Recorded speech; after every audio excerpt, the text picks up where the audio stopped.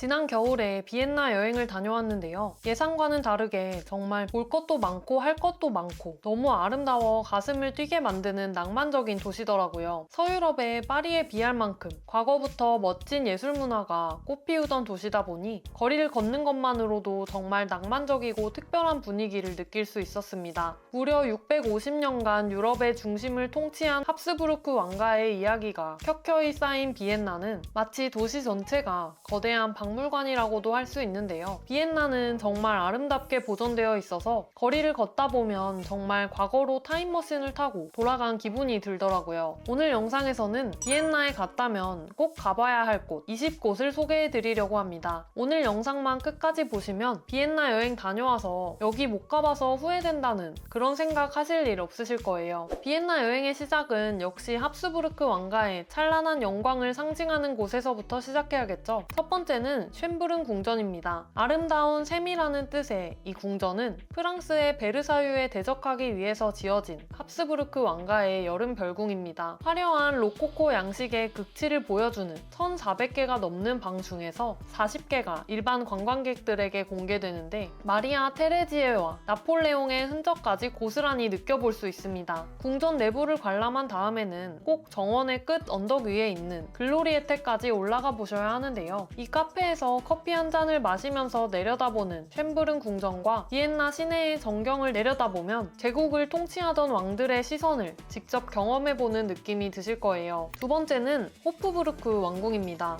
쉔브른이 여름 별장이었다면 호프부르크는 600년 넘게 합스부르크 황제들이 거주했던 겨울 궁전입니다. 현재는 오스트리아 대통령의 집무실로 사용되고 있을 만큼 오스트리아 정신의 중심지라고 할 수 있는데요. 규모가 워낙 방대해서 어디서부터 봐야 할지 막막하실 텐데 왕실 보물관과 승마학교 그리고 황제의 아파트를 차례로 둘러보시는 걸 추천드립니다. 구시가지 중심에 위치하고 있어서 비엔나의 역사적 무게감을 가장 잘 느껴보실 수 있으실 거예요. 호프부르크 왕궁 내에는 오스트리아 사람들이 가장 사랑하는 여자 엘리자베스 황후를 위한 박물관이 있습니다. 미모에 집착하며 자유를 갈망했던 엘리자베스 황후, 애칭은 시시인데요. 시시는 당대 최고의 미녀였지만 동시에 황실의 엄격한 규율을 견디지 못한 자유로운 영혼이었다고 합니다. 황후 시시의 비극적이면서도 화려한 삶은 비엔나 여행을 하다 보면 만날 수밖에 없는 필수 이야기입니다. 실제로 시시가 사용했던 장신구나 드레스, 미용과 관련된 물건들을 보면 당시 황실의 화려함 속에 숨겨진 인간적인 고뇌를 마주해보는 느낌이 드실 거예요. 미술을 좋아하신다면 이 그림 한 번쯤 보신 적이 있으실 텐데요.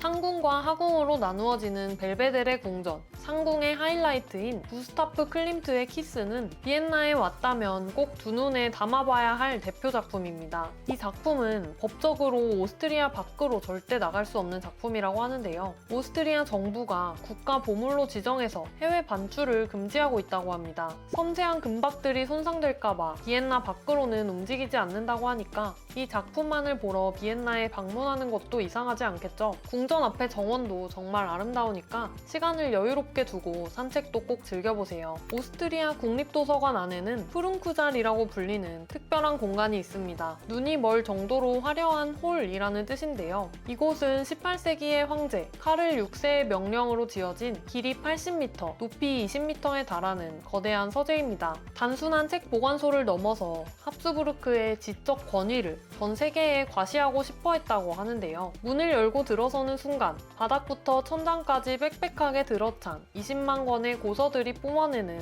압도적인 분위기를 느껴보실 수 있으실 거예요. 마리아 테레지아 광장을 사이에 두고 똑같이 생긴 두 건물이 마주보고 있는데요. 바로 미술사 박물관과 자연사 박물관입니다. 미술사 박물관은 세계 3대 미술관 중 하나로 합스부르크 가문이 수집한 방대한 예술품들을 전시하고 있습니다. 정말 유명한 작품인 바벨탑도 이곳에서 만나볼 수 있고 박물관 내부의 카페 테라스 자체가 하나의 예술품과도 같습니다. 호프부르크 왕궁의 일부분이었던 알베르티나 미술관은 세계 최대 규모의 그래픽 아트 컬렉션을 자랑한다고 하는데요. 가장 유명한 뒤러의 토끼 작품뿐만 아니라 모네, 피카소, 샤갈 같은 인상파부터 현대 미술까지 아우르는 컬렉션으로 유명합니다. 특히 알베르티나 미술관의 테라스는 영화 비포 선라이즈의 야경 배경으로 유명하죠. 실제 역사 속에서는 황실 가족들이 오페라 극장에서 나오는 귀족들을 내려다보며 사교를 즐기던 권력의 망루 같은 곳이었다고 하니까 정말 흥미롭지 않나요? 오스트리아가 낳은 천재 화가 에곤 실레의 작품들을 세계에서 가장 많이 소장하고 있다는 레오폴드 미술관은 20세기 초에 비엔나의 혼란스러운 정신세계를 보여줍니다. 당시 비엔나는 겉으로는 화려했지만 속으로는 제국의 멸망을 예감하고 있었다고 하는데요. 에곤 실레는 스승인 클림트의 그늘에서 벗어나서 인간의 불안과 공포를 날 것 그대로 드러냈습니다. 에곤 실레가 감옥에 갇혔을 때 그렸던 드로잉들을 보면 당시 예술가가 느꼈던 사회적 압박과 갈등을 생생하게 느껴보실 수 있으실 거예요. 비엔나의 영혼과도 같은 슈테판 대성당은 모차르트의 인생이 고스란히 담긴 곳인데요. 모차르트는 이곳에서 결혼식을 올렸고 35세라는 이른 나이에 세상을 떠났을 때도 이곳에서 장례식이 치러졌다고 합니다. 남탑이나 북탑에 올라서 비엔나 구시가지의 빨간 지붕들을 한눈에 담아보세요. 비엔나에서 가장 아름다운 바로크 성당으로 꼽히는 카를 성당은 1713년 유럽을 휩쓴 흑사병이 물러가자 까를 6세 황제가 신에게 감사를 표하기 위해 지었다고 합니다. 운이 좋으면 성당 내부에서 열리는 비발디의 사계 콘서트를 관람할 수 있는데 그 멋진 울림을 직접 한번 느껴보는 것도 정말 좋겠죠. 빈 시청사는 뾰족한 첨탑이 돋보이는 네오고딕 양식의 건물로 비엔나에서 가장 활기찬 장소라고 할 수 있습니다. 여름에는 필름 페스티벌이 열려서 대형 스크린으로 오페라를 상영하고 전 세계 음식을 팔고 겨울에는 유럽에서 가장 아름다운 크리스마스 마켓과 아이스링크가 들어섭니다. 굳이 내부에 들어가지 않더라도 광장에서 펼쳐지는 축제의 분위기만으로 비엔나의 활기를 충분히 느끼실 수 있으실 거예요. 비엔나 구도심을 둥글게 감싸고 있는 도로인 링슈트라세는 과거의 성벽을 허물고 만든 길인데요. 이 길을 따라서 국회의사당과 시청사, 대학과 오페라 극장 같은 주요 명소들이 줄지어 서 있습니다. 다리가 아플 때쯤 1번이나 2번 트램을 타고 이 길을 한 바퀴 돌아보세요. 단돈 몇 유로로 즐겨보는 최고의 시티 투어 버스가 될 거예요. 영화 비포 선라이즈의 두 주인공이 첫 키스를 나눈 곳이 바로 이 프라터 공원의 대관람차입니다. 1897년에 만들어진 이 관람차는 지금도 옛 정취를 그대로 간직하고 있는데요. 천천히 돌아가는 관람차 안에서 비엔나의 시내를 바라보고 있으면 시간이 멈춘 것 같은 착각에 빠지게 되실 거예요. 훈데르트 바서하우스는 직선은 죄악이라고 믿었던 예술가 훈데르트 바서가 지은 공공주택인데요. 알록달록한 색채와 구불구불한 선, 건물 곳곳에서 자라나고 있는 나무들을 보면 동화 속 마을에 온 듯한 기분을 느끼게 되실 거예요. 비엔나에서 가장 오래된 쇼핑거리 케른트너 거리는 한때 황제가 성당으로 향하던 신성한 길이었다고 하는데요. 제2차 세계대전 당시에 폭격으로 처참하게 파괴되었지만 시민들은 가장 먼저 이 거리에 돌을 깔면서 다시 일상으로 돌아갔고 지금은 슈테판 대성당에서 국립오페라 극장까지 이어지는 비엔나의 최고의 쇼핑거리가 되었습니다. 음악의 도시 비엔나에서 오페라 한 편은 보고 와야겠죠? 세계 3대 오페라 하우스 중 하나로 매일 저녁 수준 높은 공연이 펼쳐집니다. 티켓 값이 부담스럽다면 공연 시작 한두 시간 전부터 판매하는 입석표를 공략해보는 것도 좋은데요. 커피 한 잔 값으로 세계 최고 수준의 오페라를 직관해 보실 수 있으실 거예요. 무지크페라인은 매년 1월 1일 전 세계로 중계되는 빈 피라모닉의 신년 음악회가 열리는 곳입니다. 특히 황금홀은 완벽한 음향 시설과 화려한 금빛 장식으로 유명합니다. 공연이 없는 날에는 가이드 투어를 통해서 내부를 구경해 보실 수 있습니다. 현지인들의 삶을 엿보고 싶다면 100년 전통의 재래시장 나슈마르크트로 가시면 됩니다. 이 시장에는 16세기부터 우유통을 실은 수레들이 모여들었다고 하는데요. 지금도 신선한 과일과 치즈, 올리브는 물론이고 다양한 길거리 음식을 만나볼 수 있습니다. 비엔나의 커피하우스 문화 자체가 유네스코 무형무산인 만큼 꼭 한 번쯤 비엔나의 카페 문화를 경험해 보셔야 하는데요. 카페 센트럴은 프로이트 같은 유명한 인물들의 단골집이었다고 하는데요. 여기서는 웅장한 아치형 천장 아래서 신문을 보며 카푸치노보다는 부드럽고 라떼보다는 진한 오스트리아만의 황금 비율을 느낄 수 있는 멜란지 한 잔을 즐겨보고 초콜릿 케이크의 왕이라고 불리는 자허 토르테의 원조집인 카페 자허에서는 달콤한 케이크 위에 설탕을 넣지 않은 생크림을 듬뿍 얹어 먹는 원조 자허 토르테의 맛을 한번 즐겨보세요. 마지막으로 슈니첼도 꼭 한번 먹어보셔야겠죠. 1905년부터 시작된 피그밀러는 100년 넘게 같은 자리에서 슈니첼을 만들고 있다고 합니다. 슈니첼은 오스트리아 제국 시절에 군인들이 든든하게 한 끼를 때우기 하기 위해 먹기 시작했다고 하는데요. 피그밀러의 100년 넘게 이어온 비법으로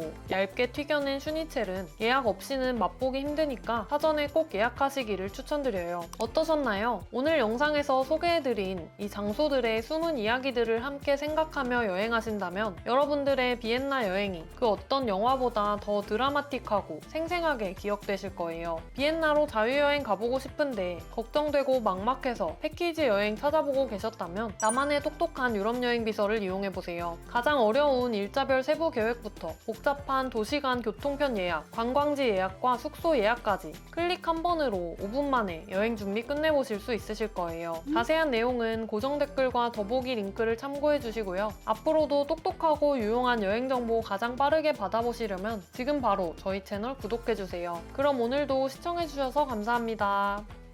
아름답고 낭만적인 야경, 금빛으로 반짝이는 아름다운 작품들, 고풍스러운 건축물에 담긴 정말 많은 예술의 이야기들, 서유럽을 포함한 다른 곳에서는 느낄 수 없는 독특한 분위기들, 이런 모습들 때문에 많은 분들이 동유럽 여행을 꿈꾸고 계실 텐데요. 동유럽의 대표적인 여행지들, 부다페스트와 비엔나, 프라하, 그리고 근교의 짤츠부르크와 할슈타트까지 이렇게 대표적인 곳들만 쏙쏙 뽑아 여행해 보려고 해도 여행 루트는 어떻게 짜는 게 효율적일지, 일자별 세부 계획은 어떻게 세워야 할지, 도시간 이동은 또 어떻게 해야 할지, 도시별로 숙소는 어떤 위치에 잡는 게 좋을지, 수많은 관광지들의 예약은 어디서 어떻게 해야 할지 고민하시는 분들이 정말 많으시더라고요. 오늘 영상에서는 이렇게 동유럽 여행을 준비하는 게 너무 복잡하게 느껴져서 패키지로 여행할까 고민하셨던 분들을 위한 한 가지 해결 방법을 알려드리려고 합니다. 오늘 영상만 끝까지 보시면 어떻게 하면 동유럽 10박 11일 자유여행 후회 없이 다녀올 수 있을지 한 번에 알 수 있게 되실 거예요. 동유럽 자유여행 어떻게 해야 할지 걱정하시는 분들을 위해 저희 똑똑한 여행 프로젝트에 나만의 똑똑한 유럽 여행 비서를 소개해 드리려고 하는데요. 나만의 똑똑한 유럽 여행 비서 하나만 있으면 가장 복잡한 일자별 세부 계획부터 방문해야 하는 수많은 도시들의 최적의 동선, 숙소 추천과 모든 교통편 예약까지 모든 고민을 한 번에 해결해 보실 수 있으실 거예요. 그럼 나만의 똑똑한 유럽 여행 비서와 함께 지금 바로 동유럽 10박 10일 자유여행 시작해 보겠습니다. 첫째 날은 인천공항에서 출발해서 부다페스트 공항에 도착합니다. 부다페스트 공항에서 시내까지는 공항버스를 타고 이동합니다. 나만의 똑똑한 유럽 여행 비서에는 부다페스트 공항에서 시내로 가는 다양한 교통수단이 상세하게 정리되어 있어서 이대로만 따라하시면 낯선 도시에서도 걱정 없이 헤매지 않고 편안하게 첫날을 보내실 수 있으실 거예요. 숙소에 도착해서 짐을 놓고 부다페스트의 상징적인 온천 문화를 체험할 수 있는 세체니 온천으로 갑니다. 세체니 온천으로 갈 때 대중교통 이용 방법도 나만의 똑똑한 유럽 여행 비서에 상세하게 안내되어 있어서 그대로 따라하시기만 하면 됩니다. 부다페스트의 3대 온천 중 가장 인기 많은 온천인 세체니 온천은 야외 노천탕도 있어서 겨울에도 정말 인기가 많은데요. 온천에서 2-3시간 정도 여유롭게 시간을 보내시고 근처에서 헝가리 전통 음식인 굴라시나 랑고시를 맛봅니다. 동선에 맞는 주변 맛집 정보와 구글맵 링크까지 나만의 똑똑한 유럽 여행 비서를 통해 모두 확인하실 수 있어서 클릭 한 번으로 간편하게 여행 준비를 마치실 수 있으실 거예요. 그리고 다음으로 세계에서 가장 큰 국회의사당을 방문합니다. 이 국회의사당은 외관도 정말 압도적으로 화려하지만 내부 투어도 정말 볼만한 거리가 많습니다. 가이드 투어로만 입장이 가능하니까 꼭 사전에 예약을 해보셔야 하고 내부에 들어가서 보시면 화려한 계단과 황금으로 장식된 홀, 헝가리의 왕관이 보관된 공간까지 헝가리의 역사와 위엄을 느껴보실 수 있으실 거예요. 그리고 안전하게 부다페스트의 야경을 즐길 수 있는 야경 투어도 나만의 똑똑한 유럽 여행 비서를 통해 클릭 한 번으로 선택해보실 수 있습니다. 부다페스트 둘째 날, 온천의 도시로 유명한 부다페스트를 제대로 즐길 수 있도록 뜨끈한 터키식 온천을 즐길 수 있는 루다스 온천에 대한 정보까지 준비되어 있습니다. 그리고 부다페스트 시내를 한눈에 담아볼 수 있는 겔레르트 언덕에 올라가 봅니다. 그리고 대중교통을 이용해 부다 지구의 부다 왕궁에 방문합니다. 언덕 위에 자리한 왕궁에서 내려다보는 페스트 지구의 전경은 정말 잊을 수 없을 정도로 아름다운 모습일 거예요. 왕궁 내부에는 헝가리 국립미술관과 부다페스트 역사박물관이 있어서 헝가리의 역사와 문화를 깊이 있게 이해할 수 있으실 거예요. 왕궁 근처의 어부의 요새는 부다페스트에서 가장 인기 있는 곳 중 하나인데요. 동화에 나올 법한 하얀 첨탑들과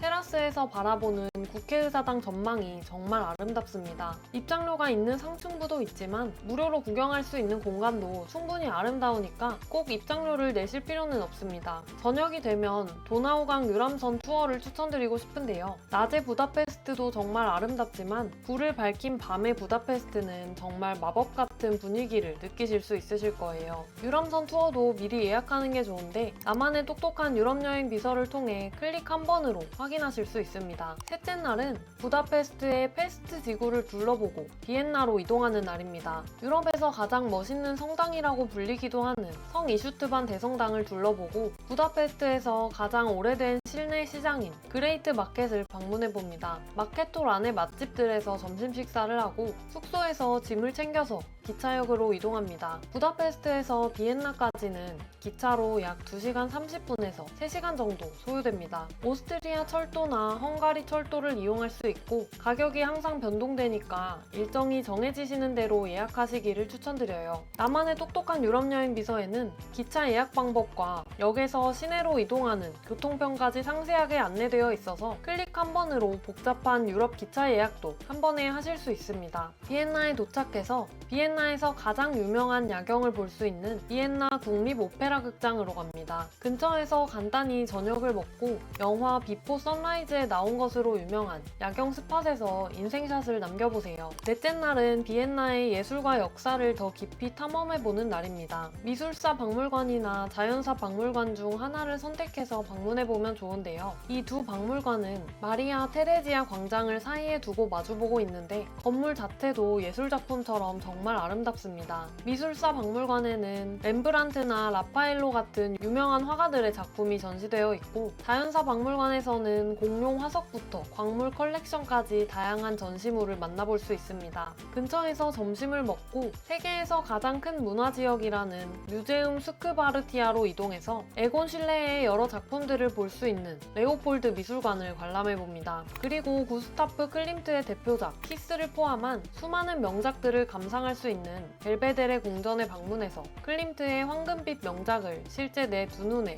담아봅니다. 다섯째 날 아침에는 합스부르크 왕가의 여름 별궁으로 사용되었던 쉔브른 궁전을 방문합니다. 1441개의 방을 가진 거대한 바로크 양식의 궁전인 쉔브른 궁전에 가면 일반적으로 40개 정도의 주요 방을 둘러보는 그랜드 투어나 22개 방을 보는 임페리얼 투어 중 하나를 선택하게 되는데요. 가급적이면 더 많은 방을 볼 수 있는 그랜드 투어를 선택하시기를 추천드립니다. 프랑스의 베르사유 궁전 못지않은 화려한 인테리어를 통해서 마리아 테레지아 여제의 삶을 엿보실 수 있으실 거예요. 그리고 다시 비엔나 시내로 돌아와서 650여 년의 역사를 가진 합스부르크 왕가를 상징하는 궁전, 빈 호프부르크 왕궁과 비엔나의 상징이라고 할 수 있는 성 슈테판 대성당을 둘러봅니다. 여섯째 날은 비엔나를 떠나서 오스트리아의 숨겨진 보석 할슈타트로 이동하는 날입니다. 할슈타트는 알프스 산맥의 호수 마을로 세계에서 가장 아름다운 호숫가 마을 중 하나로 손꼽히는 곳입니다.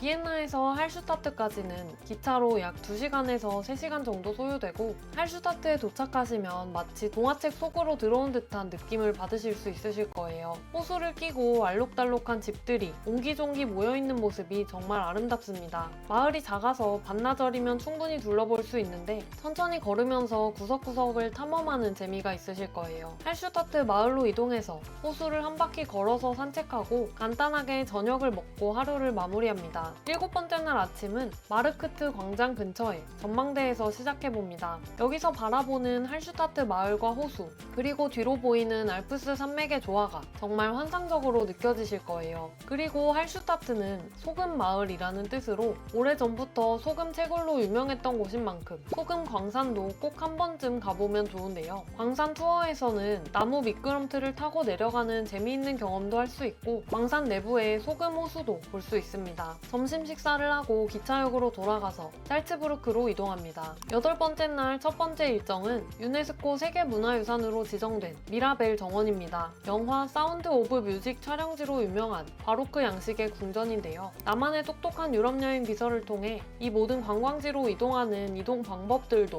모두 확인해 보실 수 있습니다. 그리고 모차르트가 태어난 프라하나 어린 시절을 보낸 모차르트 생가와 살츠부르크의 전경을 한눈에 담아볼 수 있는 호헨-짤츠부르크 성. 모차르트가 오르간을 연주했다는 짤츠부르크 대성당까지 둘러보며 하루를 마무리합니다. 9번째 날은 짤츠부르크에서 프라하로 이동하는 날입니다. 프라하는 유럽의 심장이라고 불리는 체코의 수도로 동유럽에서 가장 아름다운 도시 중 하나죠. 짤츠부르크에서 프라하까지는 기차 한 번 환승을 통해서 약 5시간 정도가 소요됩니다. 버스로 이동하게 될 경우 환승을 하지 않아도 되지만 소요시간이 6시간 정도로 더 긴 편입니다. 프라하에 도착하면 먼저 숙소에 짐을 두고 숙소 주변에서 저녁 식사를 하고 다음날 본격적인 관광에 앞서서 프라하 시내를 간단히 산책하며 야경을 구경하며 하루를 마무리합니다. 어느새 여행 막바지인데요. 오늘은 프라하의 하이라이트인 프라하 성에서 여행을 시작합니다. 프라하 성은 세계에서 가장 큰 고대의 성으로 성 안에는 왕궁, 대성당, 수도원, 정원 같은 다양한 볼거리가 있는데요. 정말 많은 관광객들이 몰리는 곳이니 가급적 아침 일찍 프라하 성에 도착하시는 걸 추천드립니다. 성 비투스 대성당과 황금소로, 그리고 교대식까지 구경하고 체코 음식을 먹을 수 있는 식당에서 점심 식사를 합니다. 그리고 쭉 프라하 시내를 걸어서 구경해 볼 건데요. 1980년대 체코 공산정권 시기에 민주화를 요구하는 시민들의 정신이 담긴 레넌 벽을 지나서 프라하에서 가장 아름다운 거리인 네루도바 거리를 걸어봅니다. 그리고 가장 아름다운 다리인 까를교와 구시가지 광장까지 쭉 걸으며 프라하를 즐겨봅니다. 프라하의 중심인 구시가지 광장에는 유명한 천문시계가 있는데요. 매 정시마다 시계탑에서 움직이는 인형들의 쇼를 볼 수 있는데 많은 관광객들이 모여들기 때문에 조금 일찍 자리를 잡고 구경해보시기를 추천드려요. 그리고 프라하에는 여러 재즈바들도 정말 유명한데요. 나만의 똑똑한 유럽여행 비서에서는 프라하의 유명한 재즈 클럽들도 함께 소개해드리고 있어서 클릭 한 번으로 간편하게 확인해보실 수 있습니다. 마지막 날,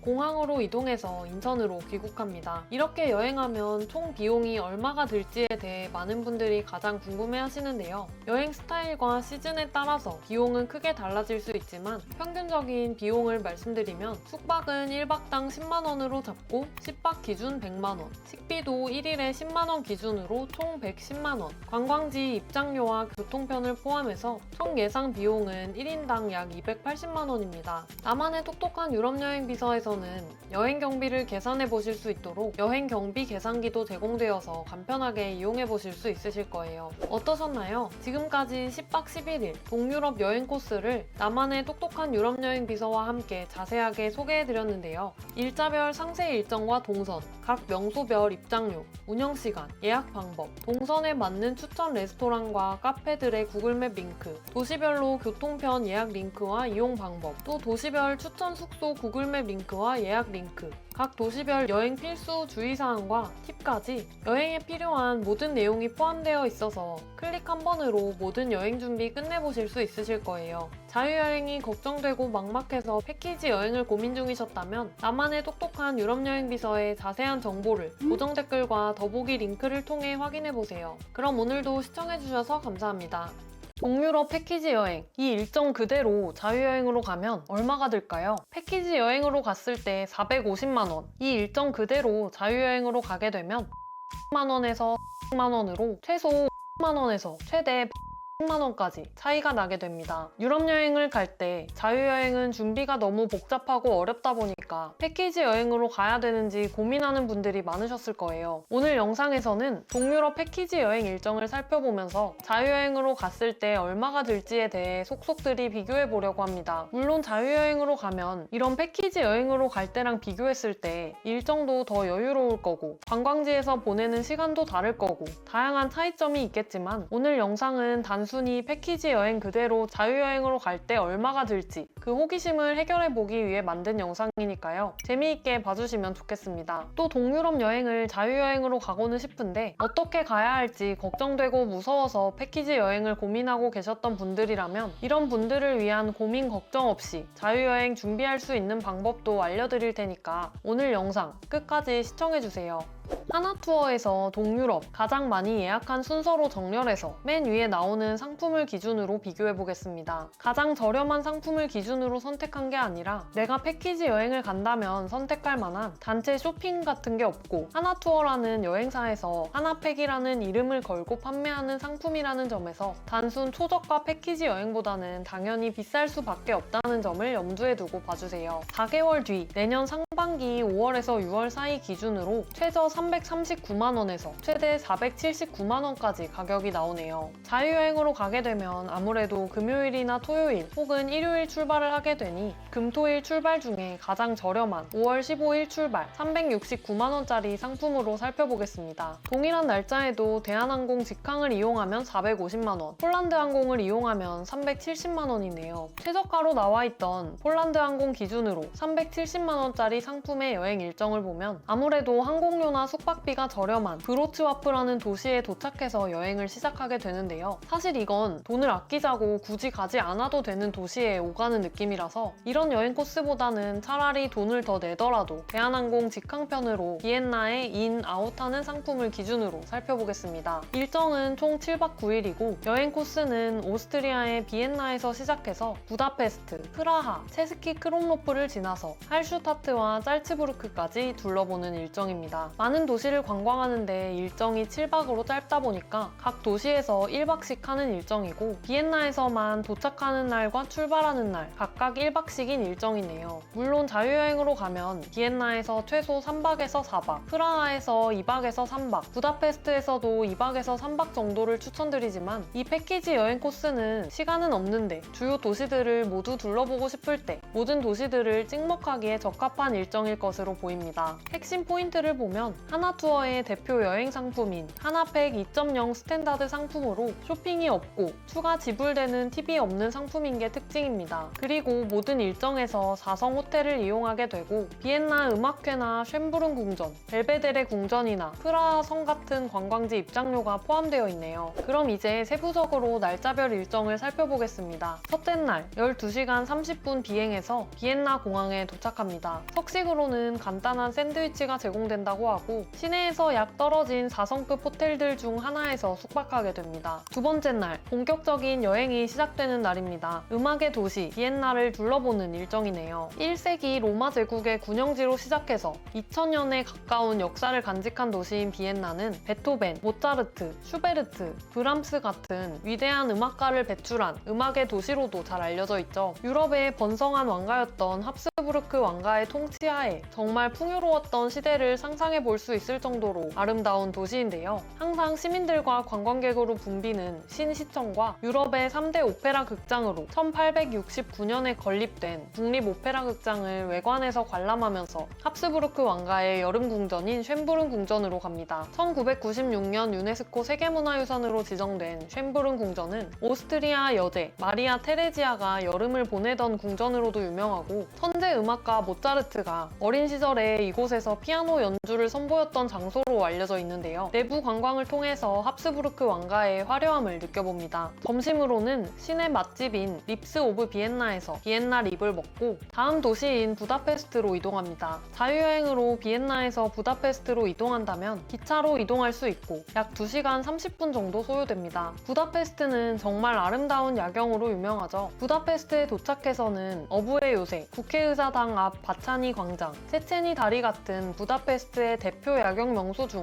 한 곳에서 야경을 감상하는 일정입니다. 자유여행으로 가게 되면 아무래도 야경을 보러 다니는 게 안전상 걱정되는 분들도 있으실 텐데요. 그런 경우에는 이런 야경 투어들을 이용해 보실 수 있습니다. 그리고 저녁으로는 현지 식당에서 소고기에 각종 야채를 넣고 끓여낸 스튜 요리인 원조 굴라쉬를 맛보고 4성급 호텔 중 하나에서 숙박하며 하루를 마무리합니다. 셋째 날 아침, 헝가리의 수도 부다페스트 시내를 둘러보는 일정으로 시작합니다. 아름다운 풍경을 감상할 수 있는 어부의 요새와 13세기에 지어진 고딕 양식 건물로 역대 헝가리 왕들이 대관식을 올렸던 마차시 사원, 부다페스트 최대의 성당으로 건국의 아버지라 불리는 성 이스트반 대왕을 기리기 위해 세워진 성 이스트반 성당, 그리고 13세기에 세워진 부다페스트의 상징 부다 왕궁과 헝가리 정착 1000년을 기념하는 영웅 광장까지 둘러봅니다. 어부의 요새와 성 이스트 부다페스트반 성당은 내부 입장을 진행한다고 하는데요. 입장료는 약 35,000원 정도입니다. 그리고 현지식으로 중식을 먹고 부다페스트와 프라하의 중간에 위치한 체코의 도시인 브루노로 버스를 통해 이동해서 4성급 호텔 중 하나에 숙박하며 하루를 마무리합니다. 브루노에서 프라하로 다시 버스를 통해 이동하는데요. 약 2시간 30분이 걸립니다. 자유여행으로 여행하게 되면 부다페스트에서 브루노를 들리지 않고 프라하까지 기차를 통해 한 번에 이동하면 되는데요. 기차로 약 6시간 정도가 소요됩니다. 프라하에 도착해서는 특식으로 필스너 우르켈 맥주의 직영점인 양조장의 레스토랑에서 체코의 전통 요리인 스비치코바와 함께 체코 맥주를 즐겨봅니다. 그리고 프라하의 랜드마크로 무려 9세기에 지어졌다는 프라하 성에서 본격적으로 프라하 관광을 시작합니다. 제작 기간만 총 1000년에 가까운 성당인 성 비투스 성당과 16세기의 작은 집들이 모여있는 거리인 황금소로, 그리고 프라하의 랜드마크 까를교까지 대표적인 관광지들을 둘러봅니다. 성 비투스 성당과 황금소로는 내부 관광을 진행한다고 하는데 프라하 성 통합 입장권은 약 27,000원입니다. 그리고 아름다운 프라하의 야경을 즐겨볼 수 있는 야경 투어를 하고 프라하 시내에 4성급 호텔에서 1박하는 일정입니다. 자유여행으로 가게 된다면 역시 이런 야경 투어에 참가해 볼 수 있는데요. 1인당 약 3만원입니다. 5번째 날, 프라하의 도심을 자유 일정으로 즐겨봅니다. 프라하 관광의 중심인 구시가지 광장에서 매시 정각에 열리는 시계쇼로 유명한 천문시계와 재래시장인 하벨시장까지 둘러봅니다. 이렇게 프라하 여행을 마치고 버스를 타고 체스키 크롬로프로 이동합니다. 버스로 약 2시간 30분이 걸리고 자유여행으로 여행한다면 플릭스 버스 같은 버스를 이용하면 되는데요. 비용은 약 10유로입니다. 1992년에 도시 전체가 문화유산으로 유네스코에 지정되기도 한 체스키 크롬로프는 체코의 아름다운 작은 마을인데요. 구시가지는 체스키 크롬로프 성을 중심으로 중세의 모습을 그대로 간직하고 있습니다. 체코에서 프라하 성 다음으로 두 번째로 큰 성인 체스키 크롬로프 성과 중세 모습을 간직한 라트랑 거리까지 둘러보고 석식으로는 체코를 대표하는 전통 돼지요리 꼴레뇨를 맛봅니다. 그리고 근처의 4성급 호텔에서 1박을 하며 하루를 마무리합니다. 다음날 아침 버스를 타고 할슈타트로 이동합니다. 자유여행으로 여행한다면 기차는 약 3만원 정도 비용으로 이용이 가능하지만 두세 번 환승이 필요해서 보통 숙소 앞에서 픽업해서 할슈타트까지 데려다주는 서비스를 이용하게 되는데요. CK 셔틀 같은 업체가 유명합니다. 약 3시간 30분 정도가 소요되는데 비용이 1인당 10만원 정도로 비싼 편입니다. 세계에서 가장 아름다운 호숫가 마을로 손꼽히는 할슈타트는 1997년 유네스코 세계문화유산으로 등재되었다고 하는데요. 여유롭게 호수 마을을 즐겨보고 다시 버스를 타고 짤츠부르크로 이동합니다. 버스로 약 1시간 30분이 소요되고 비용은 약 20유로입니다. 모차르트의 고향이자 영화 사운드 오브 뮤직의 배경이 된 짤츠부르크에서 미라벨 성당과 짤츠부르크 대성당, 유럽 중부에서 가장 잘 보존되고 있는 요새로 손꼽히는 호엔 짤츠부르크 성까지 둘러봅니다. 호엔 짤츠부르크 성에서는 푸니쿨라를 타고 내부까지 관광할 수 있습니다. 그리고 근교의 4성급 호텔에서 1박을 하며 하루를 마무리합니다. 여행이 막바지를 향하고 있네요. 짤츠부르크에서 근교의 아름다운 풍경을 볼 수 있는 휴양지인 짤츠카머구트로 이동하며 하루를 시작합니다. 유네스코 자연유산으로 등재될 만큼 정말 멋진 경관을 볼 수 있고 영화 사운드 오브 뮤직의 배경으로도 널리 알려진 곳인데요. 여기서 케이블카와 유람선을 타며 풍경을 만끽해봅니다.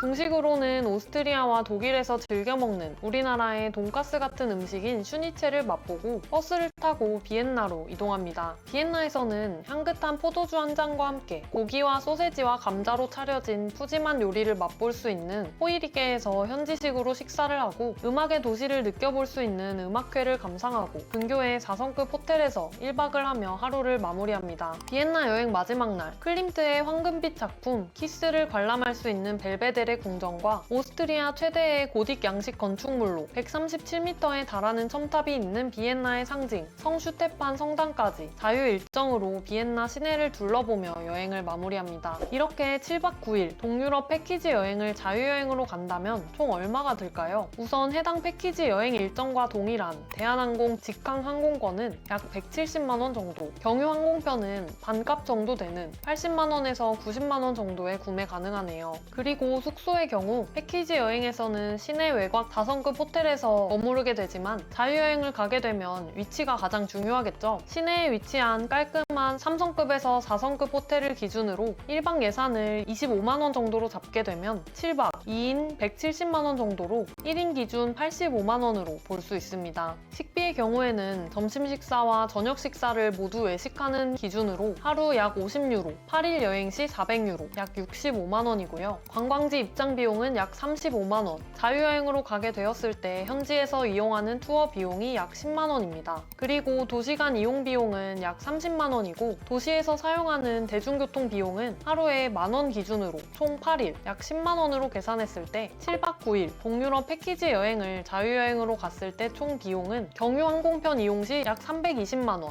직항 항공편 이용 시 약 400만 원의 비용이 들 것으로 예상됩니다. 어떠셨나요? 하나투어 패키지로 갈 때 450만 원, 자유여행으로 그대로 갔을 때 320만 원에서 400만 원 정도라면 패키지 여행보다 자유여행이 이득 아닌가? 이런 생각이 드셨을 거예요. 하지만 여기서 꼭 고려하셔야 할 점은 호기심 해소를 위해서 단순히 비교해 본 것뿐이고 실제로 자유여행으로 가게 된다면 이 모든 도시들을 돌아보기 위해서 더 긴 일정으로 가게 되고 시간이 더 많으니까 돈도 더 많이 쓰게 돼서 비용적인 측면도 차이가 있을 수 있습니다. 그리고 패키지 여행에서 인솔자분이 계시는 것과 없는 것의 차이가 편리함의 측면에서 정말 크기 때문에 1대1 비교는 어려운 점을 꼭 알아주시면 좋겠습니다. 이렇게 오늘 살펴본 동유럽 여행 일정 그대로 자유여행으로 가고 싶은데 어떻게 가야 할지 걱정되시는 분들이라면 저희 똑프에 나만의 똑똑한 유럽 여행 비서를 이용해보세요. 가장 어려운 일자별 세부 계획부터 복잡한 도시간 교통편 예약, 관광지 예약과 숙소 예약까지 클릭 한 번으로 5분 만에 끝내실 수 있으실 거예요. 자세한 내용은 고정 댓글과 더보기 링크를 참고해주세요. 앞으로도 똑똑하고 유용한 여행 정보 전달해드릴 테니까요. 빨리 받아보고 싶으시다면 지금 바로 저희 채널 구독해주세요. 그럼 오늘도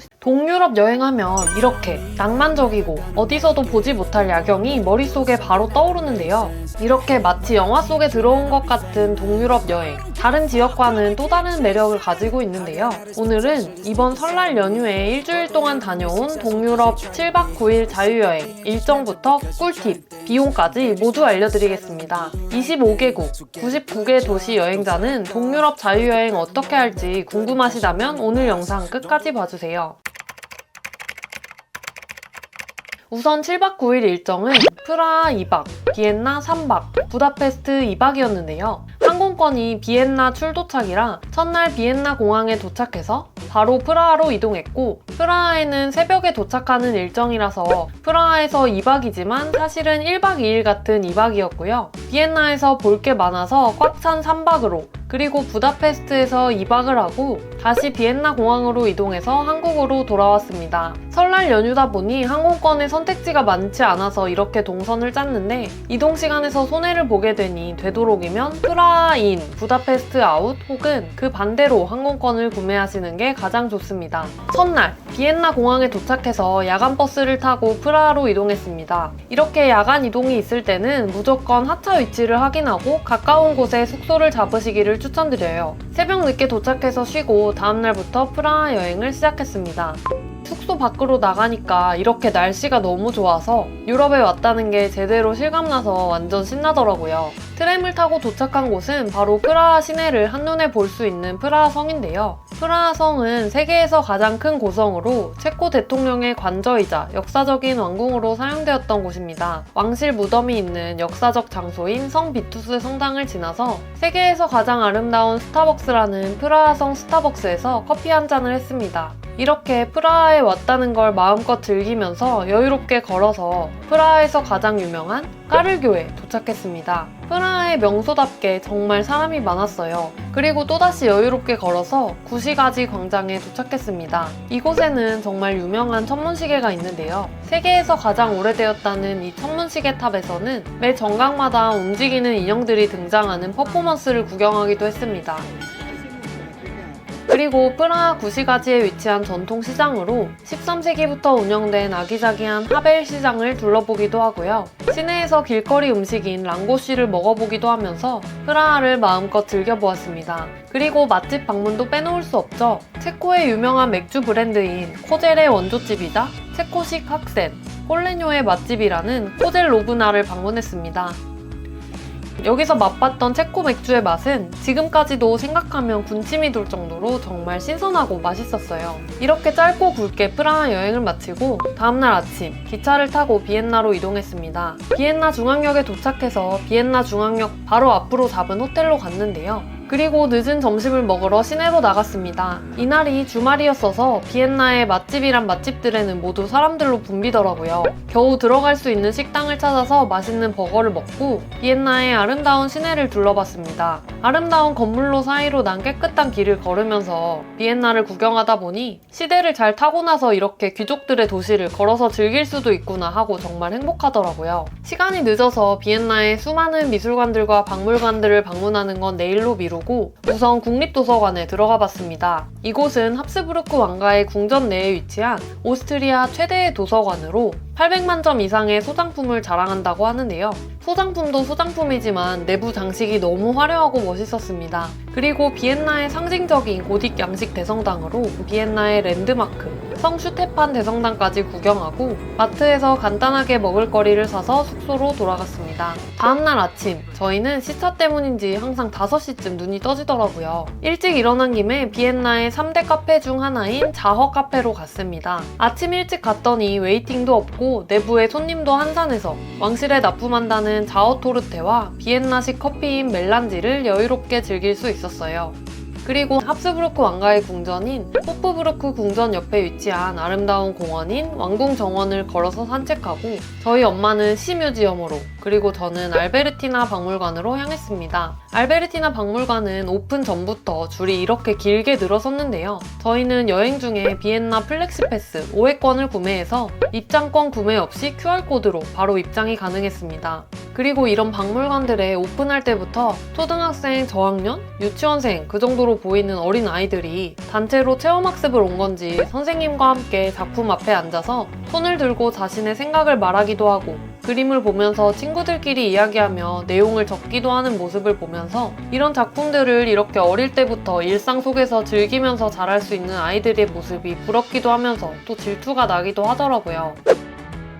슈니첼 맛집 피그밀러로 갔습니다. 전날에도 예약은 가능했는데 오픈 시간인 11시 30분만 가능했습니다. 어차피 여행 가서 한 끼 먹어야 된다면 이런 유명한 식당들에 가보는 것도 좋으니까 안전하게 사전에 예약하시기를 추천드려요. 저희는 슈니첼과 시금치 만두, 감자 샐러드를 주문했는데요. 슈니첼에는 별도의 소스가 없어서 이런 잼을 같이 주문해서 드시면 단짠단짠 조화가 좋았습니다. 피그밀러 농장에서 직접 만들었다는 포도주스를 주문해서 먹었는데 맛있긴 했지만 개인적으로는 맥주 생각이 좀 났습니다. 겨울인데도 날씨가 정말 좋아서 행복했던 날인데요. 밥을 다 먹고 시내에서 옷 구경 좀 하다가 다시 트램을 타고 벨베데레 궁전으로 향했습니다. 여기서 정말 유명한 작품인 클림트의 키스와 유디트를 볼 수 있었는데요. 사진 속에서만 보던 그림을 실제로 보고 그 앞에서 인증샷도 찍는 기분이 정말 좋더라고요. 이런 맛으로 유럽 여행 다니는 거겠죠? 그리고 저녁에는 무려 1869년에 개관해서 클래식 음악과 오페라의 중심지로 자리 잡은 비엔나 국립 오페라 극장에서 모차르트의 마술 PD 공연을 사전에 예약해 두었는데요.